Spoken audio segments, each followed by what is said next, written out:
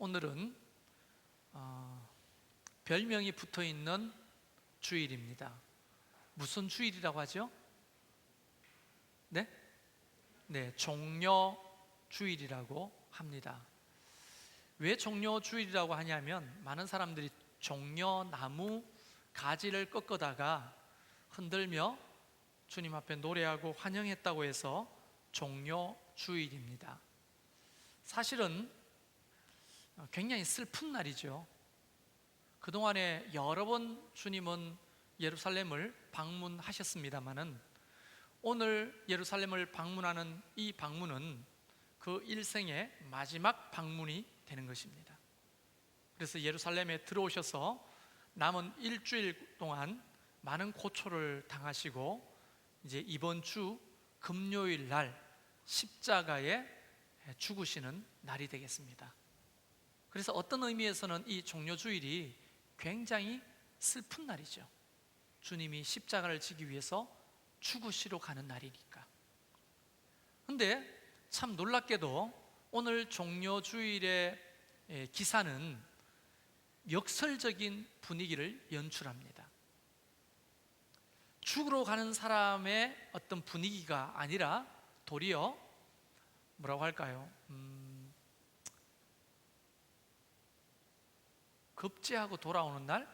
뭐 이런 분위기죠. 그래서 이 분위기가 본래 예수님이 십자가를 지고 죽으시는 날일 같으면 분위기가 좀 침울하고 좀 깔아앉고 좀 슬퍼야 되는데 도리어 오늘 종려주일에 대한 기사는 축제 분위기라는 겁니다. 왜 그럴까요? 이 대목에서도 우리를 향하신 하나님의 그 크신 사랑을 느낄 수가 있는 겁니다. 하나님 입장에서는 죽으시는 날이지만 우리 인간들 입장에서는 우리가 모든 죄로부터 구속함을 받는 날이고 사망 권세를 이기고 부활을 우리에게 선물하시는 날의 시작점이기 때문에 이것을 장례의 분위기로 몰고 가시는 것이 아니라 도리어 축제의 분위기로 몰고 가시는 겁니다. 그래서 관점도 하나님의 관점이라기보다도 우리 인간의 관점에서 도리어 이것은 축제다라고 말씀하시는 거예요. 날마다 이 종려주일의 분위기가 우리의 신앙생활에도 계속 이어지기를 주의 이름으로 축원합니다. 네. 그래서 기독교는 사실은 축제입니다. 축제. 왜냐하면 모든 죄와 저주로부터 우리를 구원해 주시는 그 놀라우신 축제, 그리고 죄와 사망의 권세로부터 도리어 생명의 성령의 법으로 우리를 해방시킨 날로서의 축제, 이 축제가 되는 거예요. 저와 여러분의 삶에 이런 영적인 축제가 계속 이어지기를 바랍니다. 그러니까 주님이 이렇게 축제로 선포하시는데 우리가 그저 우울하게 장례식처럼 분위기를 몰고 갈 필요는 굳이 없다 하는 겁니다. 그래서 기독교는 축제의 종교다, 셀러브레이션, 축제다 하는 것을 꼭 기억하십시오.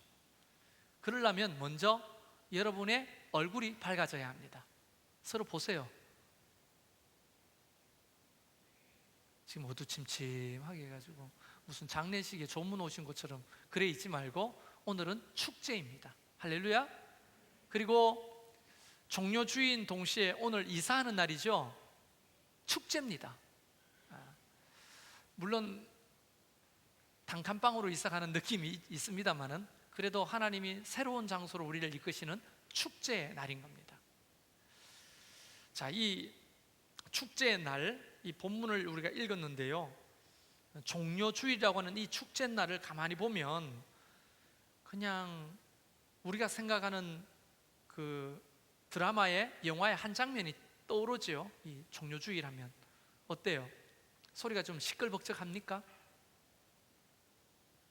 지금 무슨 말인지 못 알아듣겠습니까? 2000년 전에 종려주일 날 여러분이 그 현장에 있었다면 여러분 지금 뭐 하고 있을 것 같아요? 네, 오국조 집사님 이렇게 하는데 팔이 흩치는 건 아니죠? 종려 가지를 흔들겠다. 또는 뭐 하고 계실 것 같아요? 팔짱 끼고 이렇게 지켜보고 있을 겁니까? 아니면 여러분의 겉옷을 펴서 주님을 환영할 겁니까? 누가 보더라도 축제입니다. 그죠? 그런데 이 종려주일이라고 하는 축제를 가만히 들여다보면 구성 요소들이 있어요. 그냥 만들어지는 것이 아니라 요소가 잘 어울려서 멋진 축제가 되는 거예요. 그래서 마치 어떤 음식을 만들 때 레시피나 똑같은 겁니다. 제가 좋아하는 음식 중에 가장 단순한 음식이 계란말이에요. 여러분 계란말이 좋아하시죠? 예. 그래서 주방에서 계란말이가 나올 때는 애들도 밥을 굉장히 많이 먹더라고요. 제가 살펴봤어요. 그리고 여러분 고민해서 2개를 떠가야 되는지 3개를 떠가야 되는지, 그 이상 떠가면 눈치도 보이고 막 그렇잖아요. 그 계란말이가 맛있는데 계란말이는 계란을 만 것이 아니고 그 안에 레시피가 있어요. 어떤 레시피가 있어요? 뭘 넣어요? 괜찮아요. 이야기해 보세요. 뭘 넣어요? 계란말이면 그냥 계란만 말면 계란말이가 아니잖아요. 안에 파도 들어가야 되고요.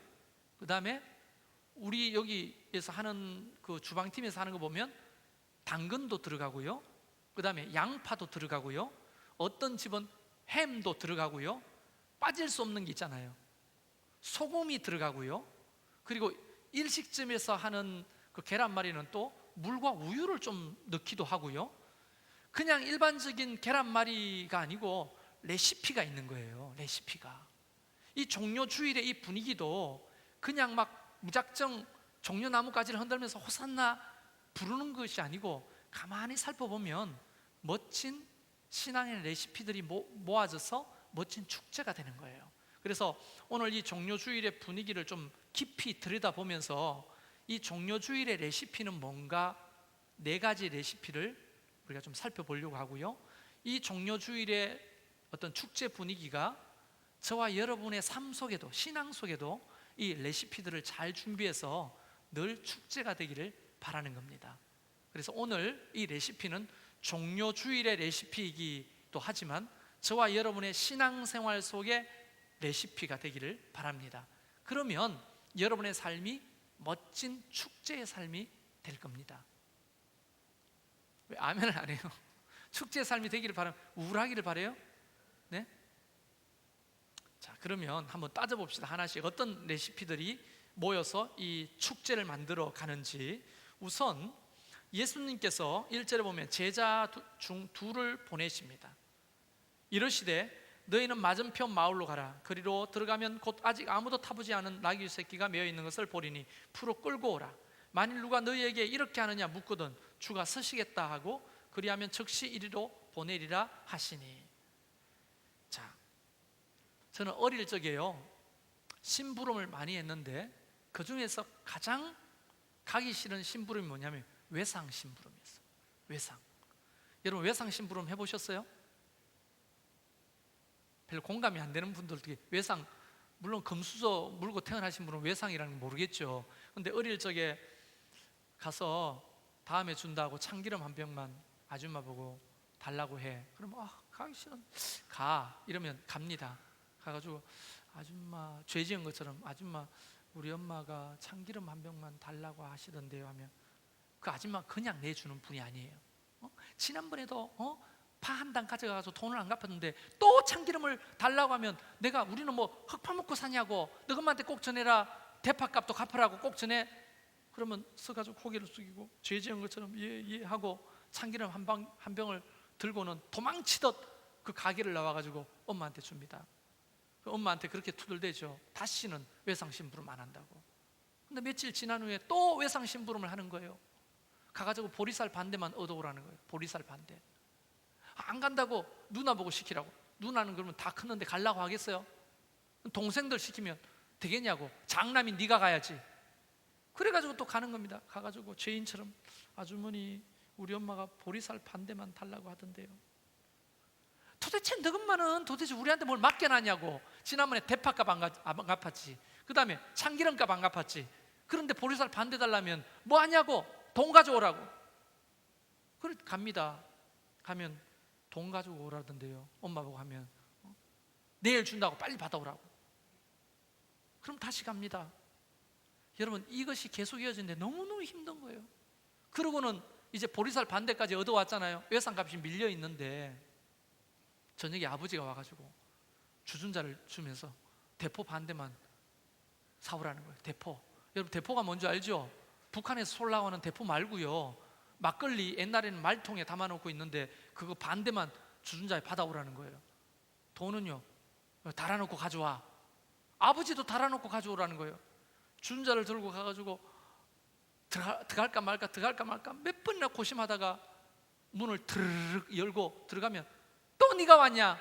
또 뭐? 주전자를 보고 이제 술까지 외상으로 받아오려고 아줌마가 뭐라고 하면 그게 너무너무 싫은 거예요.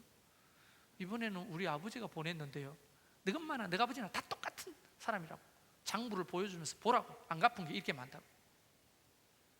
여러분, 나는 그게 너무너무 싫었어요, 정말로. 근데 꼭 외상 심부름은 제가 했죠. 여러분, 오늘 이 두 제자의 이야기가 그냥 한두 줄로 썩 지나갈 게 아니라 이 두 제자가 결코 쉬운 심부름이 아닌 겁니다. 아니, 남의 집 나귀를 무작정 끌고 오라는데 그게 쉬운 겁니까? 여러분, 그때 당시에 이 나귀라고 하는 것은 이 팔레스타인에 살아갔던 사람 서민들에게는요, 재산 목록 1호입니다. 우리나라로 말하면 시골에서 외양간에 요만한 외양간 만들어 놓고 거기에 송아지 한 마리 키웠죠. 그거 뭡니까? 나중에 크면 농사도 짓고 대학 가면 대학 미천인 거죠. 전 재산인 겁니다. 이게 그 나라는요, 나귀가 전 재산이에요. 근데 그 나귀를 매가지고 이제 금이야 오기야 키우고 있는데 갑자기 웬 남자들이 와가지고 주인의 허락도 없이 그걸 풀어 간다? 사람들이 뭐야 당신 이렇게 말할 때 주가 서시겠다 하는데요, 이런 말을 하고 오기가 쉬운 게 아니죠. 제가 외상 얻으러 오는 것보다 더 불편한 일이죠. 그런데 이 두 제자는 무작정 주님의 말씀에 순종하는 거예요. 그래서 이 종려주일의 첫 번째 레시피는 제자들의 순종으로 이루어진 겁니다. 여러분, 저와 여러분도 순종하기를 바랍니다. 최성열 목사한테 순종할 필요 없어요. 하나님의 말씀에 순종하면 되는 거예요. 그래서 뭐 설교하고 이제 밖에서 인사하면 수고하셨습니다 이런 말도 하시고, 간혹 은혜 받았습니다 이런 말 하는데, 제가 듣고 싶은 말은 그게 아니거든요. 무슨 말이라고 알려드렸죠? 말씀대로 살겠습니다. 말씀대로 순종하는 것만큼 목사가 기쁜 게 없거든요. 우리 모두가 말씀대로 순종하기를 바랍니다. 불편하기 짝이 없는 것이라도 하나님의 말씀이면 내가 기꺼이 순종하고자 할 때 그곳에 축제가 만들어지는 첫 번째 문이 열리는 거예요. 두 번째 레시피는 뭘까요? 제자들이 가서 나귀를 풀고 있는데 갑자기 나귀 주인이 그렇게 말합니다. 어이, 그거 왜 풀어요? 나귀 새끼를. 여러분, 분위기를 좀 상상해 보세요. 현실적으로. 여러분, 지금 나귀라고 하니까 안 와닿죠? 알아요. 그러면 현실적인 얘기, 여러분이 자전거를 타고 마트 앞에 세워놓고 마트에 장을 보고 나오는데 웬 아저씨가 여러분의 자전거를 끌고 간다. 그러면 어때요? 아저씨 왜 끌고 가세요? 이렇게 말할 사람이 누가 있냐고요. 지금 이 분위기는 그냥 글 속에 갇혀서 그 느낌이 잘 안 나와닿지만, 여러분, 자전거보다 훨씬 더 비싼 재산 목록 1호를 웬 두 남자가 끌고 가려고 했을 때 이 나귀 주인의 반응은 왜 그것을 어디에다 쓰려고 하십니까? 이렇게 매너 있게 말하는 게 아니에요. 마트 앞에 내 자전거를 누군가가 끌고 가려고 할 때 나는 어떻게 할까요? 목사지만 아저씨, 그 남의 자전거를 왜 끌고 가요? 아니면 도둑놈이다! 이렇게 할 거 아니에요. 분위기가 지금 사실은 험악한 겁니다. 그런데 이 나귀 주인이 주께서 서시겠다 하는데요 라고 말했을 때 그것을 기꺼이 내어주는 거예요.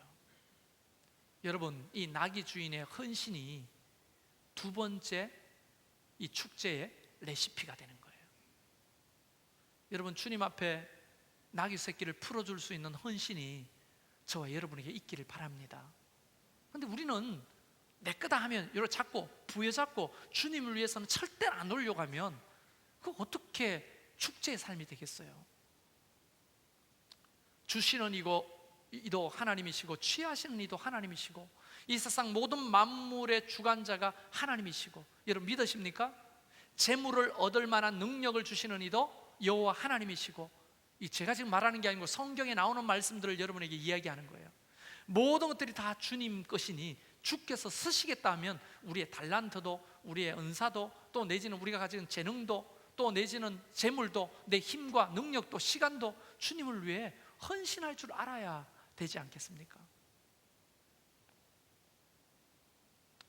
세 번째는요, 그렇게 끌고 온 나귀를 타고 주님이 이제 나귀를 타고 입성에 가시는데, 아니 갑자기 몰려든 사람들이 겉옷을 벗어가지고 그 길바닥에 까는 겁니다. 그리고 나뭇가지를 베어와가지고 그것을 길바닥에 까는 겁니다. 비록 어설프지만 주님의 길을 예비하는 양탄자가 깔리는 겁니다. 여러분, 보통 영화제 같은 거 하면 이게 좋은 밴 같은 걸 딱 타고 내리면 문을 쫙 열어줍니다. 그러면 영화 배우들이 어디를 걷게 되죠? 레드 카펫을 걷게 되죠. 레드 카펫, 빨간 카펫을 이렇게 밟고 올라가는 거예요. 이 레드 카펫가 카펫이 레드 카펫가 아니군요. 카펫이 레드 카펫을 이제 밟고 지나가면 기분이 얼마나 좋을까요? 그렇죠? 여러분 기분 안 좋아요? 만약 여러분이 어떤 집에 초청을 갔는데 대문에서부터 레드 카펫이 쫙 깔려 있다, 정말 환영받는 느낌이 아닐까요? 비록 레드 카펫은 아니지만 이 사람들이 자기 겉옷을 펴가지고 주님의 길을 환영을 하는 거예요. 끊어온 그 가지를 길바닥에 펴면서 그 나귀가 지나가는 길에 멋진 카펫을 만들어가는 거예요. 이것은 뭐냐면 사람들의 환영입니다. 환영. 이 축제가 만들어지기 위해서는 열렬한 환영이 있어야 되는 거거든요. 이게 그 축제를 만드는 세 번째 레시피입니다. 우리가 삶 속에서 날마다 축제 같은 삶을 살려면 주님을 열렬하게 환영하고자 하는 마음이 있어야 되거든요. 근데 여러분, 잔소리처럼 들릴지 몰라도 제가 예배 시간 늦지 말고 오라 하고 부탁드리는 게 뭘까요? 오늘 늦게 오신 분들 찔릴 수 있습니다. 여러분, 찔려야 돼요. 그 마음에 찔림이 있으면 그 성령님이 요구하시는 거예요. 순종하십시오. 여러분, 환영을 손님보다 늦게 오는 사람이 어떻게 환영을 합니까? 주인이라 하면 손님보다 일찍 기다려서 그분들을 환영하는 게 아닙니까? 왜 대꾸를 안 합니까? 그렇죠. 손님은 와가지고 기다리는데 주인이 나중에 와. 그런 일은 없잖아요. 주님께서 만약 예배 시간이 11시다, 9시다, 뭐 2시다 하면 우리가 좀 일찍 나와서 겉옷을 펴고 나뭇가지를 깔고 주님을 열렬히 환영할 때, 그때 온전한 예배와 축제가 이루어지는 거죠. 만약에 손님은 와 있는데 주인이 뒤에 왔다, 축제 다 망가지는 거예요. 우리의 삶에 진정한 축제가 일어나려면 이런 열렬히 주님을 환영하는 마음이 저와 여러분이 있기를 바랍니다. 경고인데요, 우리가 이사가는 예배당은 여러분이 늦게 오면 앉을 자리가 없을 만큼 좁습니다. 그래서 만약에 늦게 오시면 아마 밖에서 TV를 보고 예배를 드려야 될지도 모릅니다. 그래서 다음 주부터는 일찍 나오시길 바라요. 일찍 나와서 하는 일이 뭡니까? 수다 떨라는 게 아니죠. 주님을 열렬히 환영하는데 겉옷을 벗어서 나뭇가지를 깔고 주님을 환영하듯이 우리가 기도함으로 하나님을 내 마음속에 환영하는 거예요. 그리고 첫 번째 찬양에 함께 참여할 때 그것이 진짜 축제가 되는 거죠. 근데 제가 전도사님들, 목사님들한테 물어봤어요. 언제, 나는 여기서 찬양 드리니까 언제 사람들이 오는지 모르잖아요. 물어봤더니 5분에서 10분 사이에 많은 사람들이 우르륵 몰려온다는 거예요. 11시 5분에서 10분 사이에.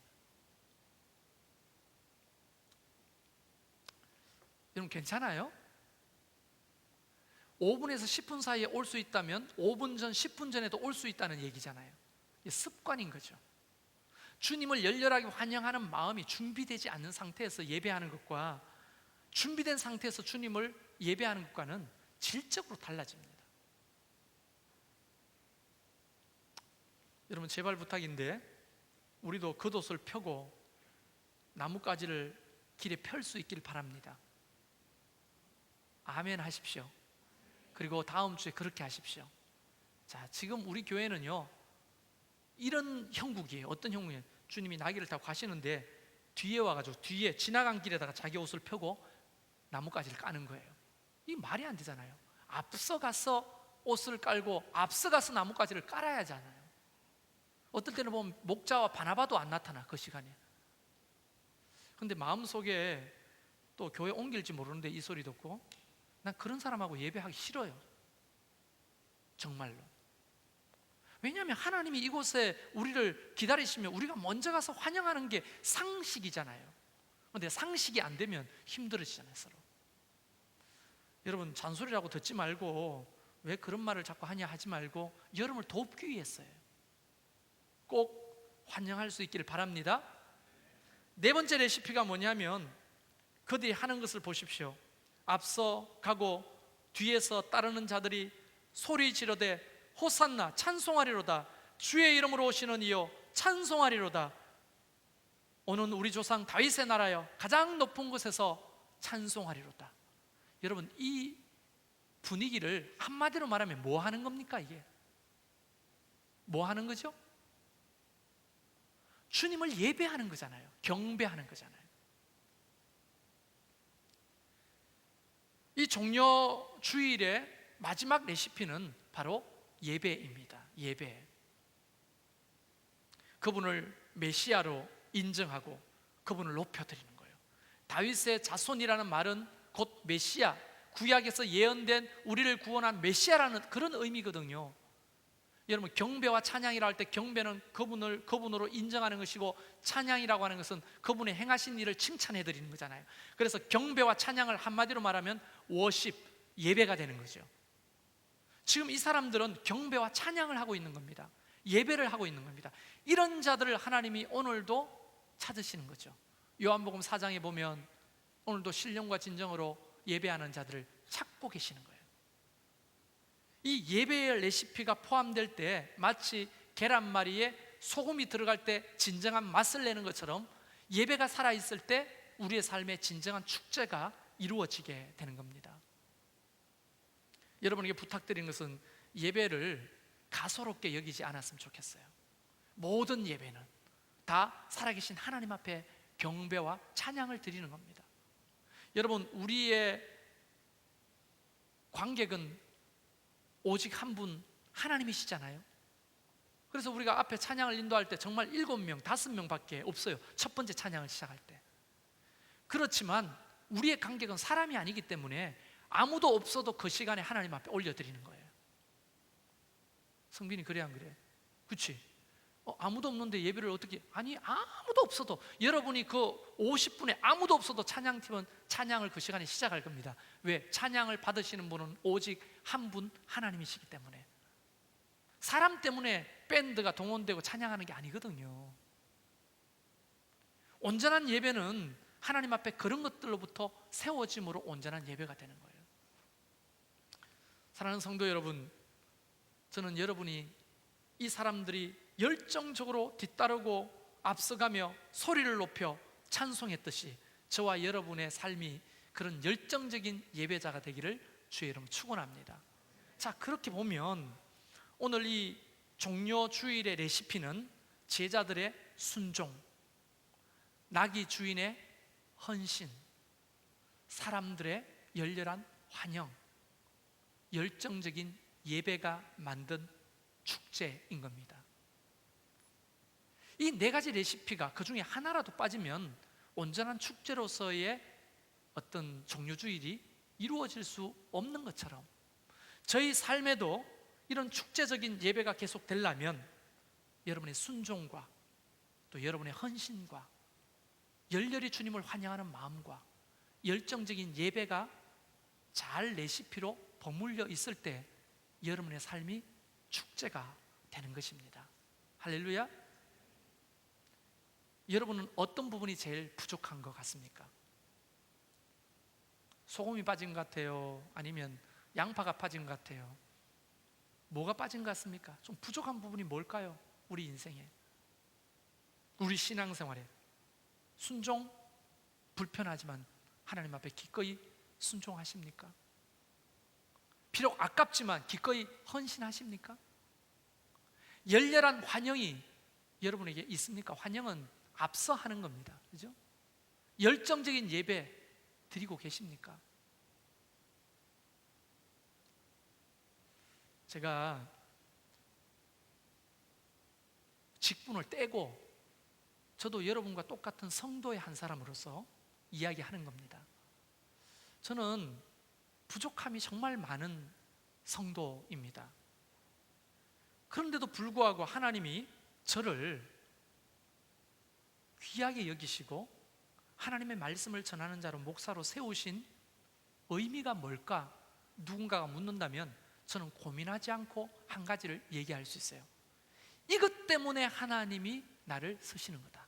뭐냐면 예배자이기 때문에. 여러분, 저는 여러분한테 보이려고 일어서서 찬양하거나 손을 들고 찬양하거나 꿇어 엎드려 찬양해 본 적이 없습니다.